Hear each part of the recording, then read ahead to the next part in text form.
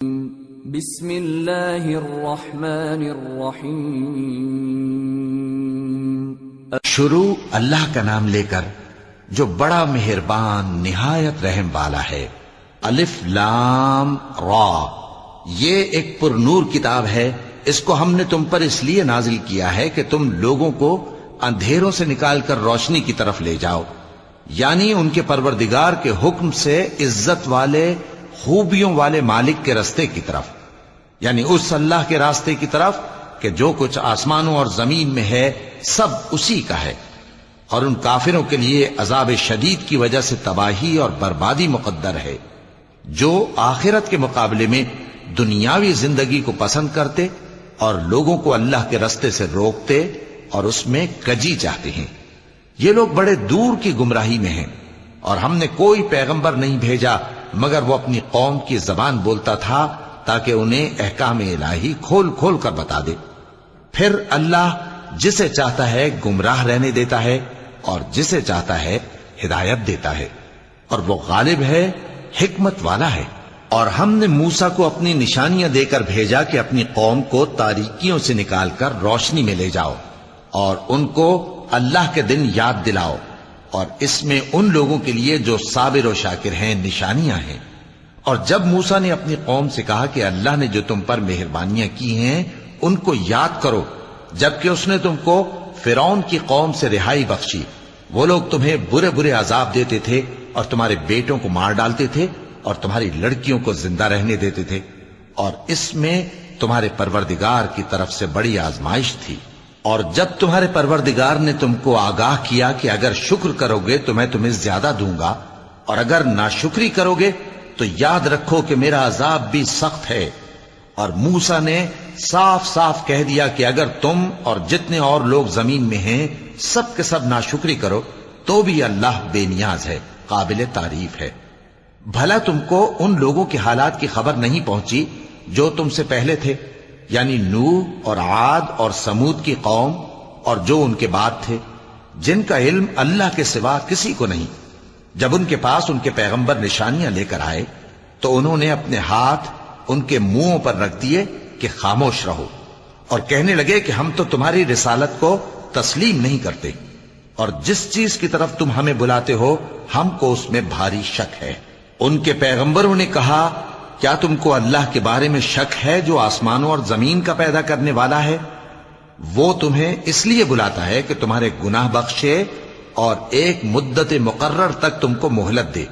وہ بولے کہ تم تو ہمارے ہی جیسے آدمی ہو، تمہارا یہ منشا ہے کہ جن چیزوں کو ہمارے بڑے پوجتے رہے ہیں ان کے پوجنے سے تم ہمیں روک دو، تو اچھا کوئی کھلی دلیل لاؤ، یعنی معجزہ دکھاؤ۔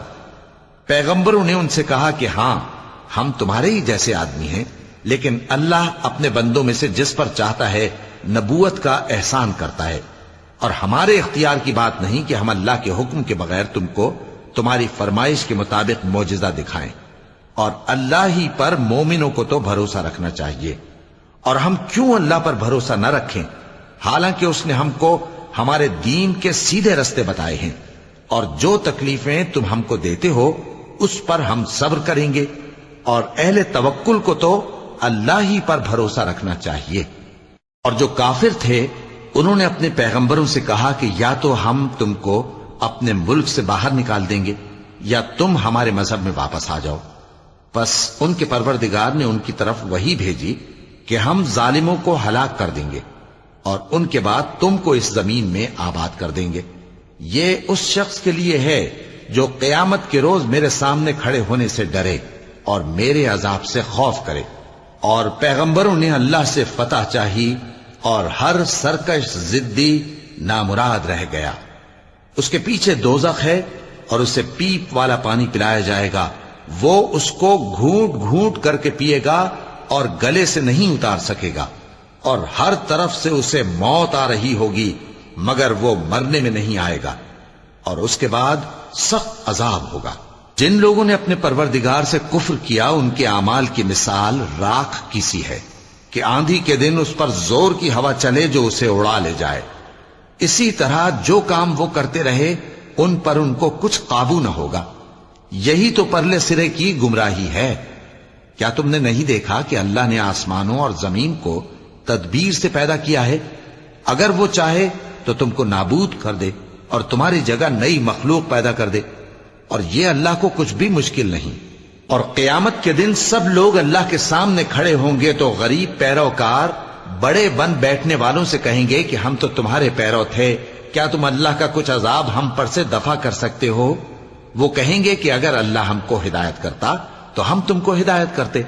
اب ہم گھبراہٹ ظاہر کریں یا صبر کریں، ہمارے حق میں برابر ہے، کوئی جگہ رہائی کی ہمارے لیے نہیں ہے۔ اور جب حساب کتاب کا کام فیصل ہو چکے گا تو شیطان کہے گا جو وعدہ اللہ نے تم سے کیا تھا وہ تو سچا تھا، اور جو وعدہ میں نے تم سے کیا تھا وہ جھوٹا تھا، اور میرا تم پر کسی طرح کا زور نہیں تھا۔ ہاں، میں نے تم کو گمراہی اور باطل کی طرف بلایا تو تم نے جلدی سے اور بے دلیل میرا کہنا مان لیا، تو آج مجھے ملامت نہ کرو، اپنے آپ ہی کو ملامت کرو۔ نہ میں تمہاری فریاد رسی کر سکتا ہوں اور نہ تم میری فریاد رسی کر سکتے ہو۔ میں اس بات سے انکار کرتا ہوں کہ تم پہلے مجھے شریک بناتے تھے۔ بے شک جو ظالم ہیں ان کے لیے درد دینے والا عذاب ہے۔ اور جو ایمان لائے اور عمل نیک کرتے رہے وہ بہشتوں میں داخل کیے جائیں گے جن کے نیچے نہریں بہہ رہی ہیں، اپنے پروردگار کے حکم سے وہ ہمیشہ ان میں رہیں گے، وہاں وہ ہر ملاقات پر ایک دوسرے کو سلام کہیں گے۔ کیا تم نے نہیں دیکھا کہ اللہ نے کلمہ طیبہ کی کیسی مثال بیان فرمائی ہے؟ وہ ایسی ہے جیسے پاکیزہ درخت جس کی جڑ مضبوط ہو اور شاخیں آسمان میں پھیلی ہوں، وہ اپنے پروردگار کے حکم سے ہر موقع پر پھل لاتا ہو۔ اور اللہ لوگوں کے لیے مثالیں بیان فرماتا ہے تاکہ وہ نصیحت حاصل کریں۔ اور ناپاک بات یعنی غلط عقیدے کی مثال ناپاک درخت کی سی ہے کہ وہ زمین کے اوپر ہی سے اکھیڑ کر پھینک دیا جائے، اس کو ذرا بھی قرار و ثبات نہیں۔ اللہ مومنوں کے دلوں کو صحیح اور پکی بات سے دنیا کی زندگی میں بھی مضبوط رکھتا ہے اور آخرت میں بھی رکھے گا۔ اور اللہ بے انصافوں کو گمراہ کر دیتا ہے، اور اللہ جو چاہتا ہے کرتا ہے۔ کیا تم نے ان لوگوں کو نہیں دیکھا جنہوں نے اللہ کے احسان کو ناشکری سے بدل دیا اور اپنی قوم کو تباہی کے گھر میں لا اتارا، یعنی دوزخ میں، کہ سب ناشکرے اس میں داخل ہوں گے اور وہ برا ٹھکانہ ہے۔ اور ان لوگوں نے اللہ کے شریک مقرر کیے کہ لوگوں کو اس کے رستے سے گمراہ کریں۔ کہہ دو کہ چند روز فائدے اٹھا لو، آخر کار تم کو دوزخ کی طرف لوٹ کر جانا ہے۔ اے پیغمبر، میرے مومن بندوں سے کہہ دو کہ نماز پڑھا کریں، اور اس دن کے آنے سے پیشتر جس میں نہ اعمال کا سودا ہوگا اور نہ دوستی کام آئے گی، ہمارے دیے ہوئے مال میں سے پوشیدہ اور علانیہ خرچ کرتے رہیں۔ اللہ ہی تو ہے جس نے آسمانوں اور زمین کو پیدا کیا اور آسمان سے مے برسایا، پھر اس سے تمہارے کھانے کے لیے پھل پیدا کیے اور کشتیوں اور جہازوں کو تمہارے زیر فرمان کیا تاکہ وہ سمندر میں اس کے حکم سے چلیں، اور نہروں کو بھی تمہارے زیر فرمان کیا، اور سورج اور چاند کو تمہارے لیے کام میں لگا دیا کہ دونوں دن رات ایک ڈگر پر چل رہے ہیں، اور رات اور دن کو بھی تمہاری خاطر کام میں لگا دیا، اور جو کچھ تم نے مانگا سب میں سے تم کو عنایت کیا۔ اور اگر اللہ کے احسان گننے لگو تو شمار نہ کر سکو، مگر لوگ نعمتوں کا شکر نہیں کرتے۔ کچھ شک نہیں کہ انسان بڑا بے انصاف ہے، ناشکرا ہے۔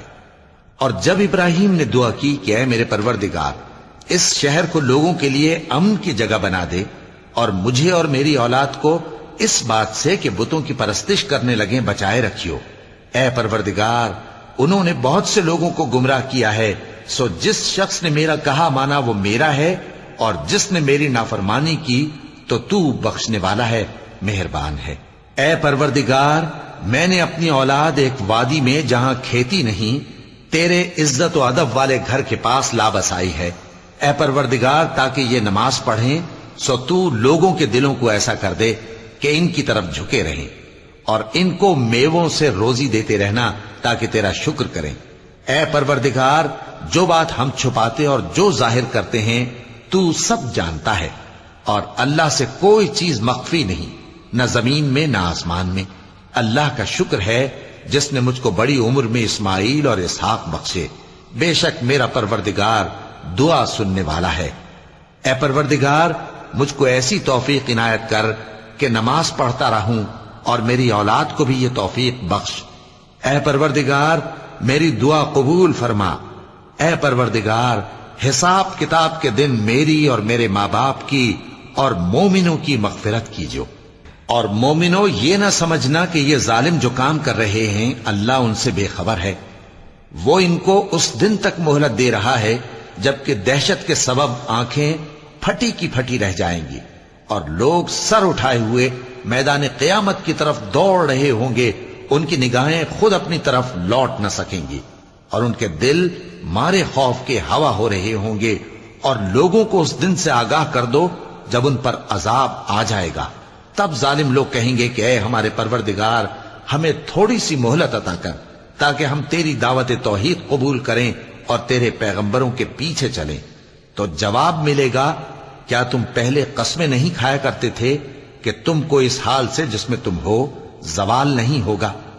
اور جو لوگ اپنے آپ پر ظلم کرتے تھے تم ان کے مکانوں میں رہتے تھے اور تم پر ظاہر ہو چکا تھا کہ ہم نے ان لوگوں کے ساتھ کس طرح کا معاملہ کیا تھا اور تمہارے سمجھانے کے لیے مثالیں بیان کر دی تھیں۔ اور انہوں نے بڑی بڑی تدبیریں کی اور ان کی سب تدبیریں اللہ کے ہاں لکھی ہوئی ہیں۔ گو وہ تدبیریں ایسی غضب کی تھیں کہ ان سے پہاڑ بھی ٹل جائیں۔ تو ایسا خیال نہ کرنا کہ اللہ نے جو اپنے پیغمبروں سے وعدہ کیا ہے وہ اس کے خلاف کرے گا۔